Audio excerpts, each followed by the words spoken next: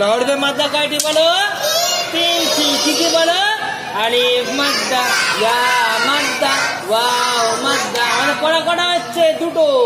আলিফ মাদ্দা হয়ে গেছে, আগামীতে হয়ে গেছে, আগে হয়ে গেছে তো।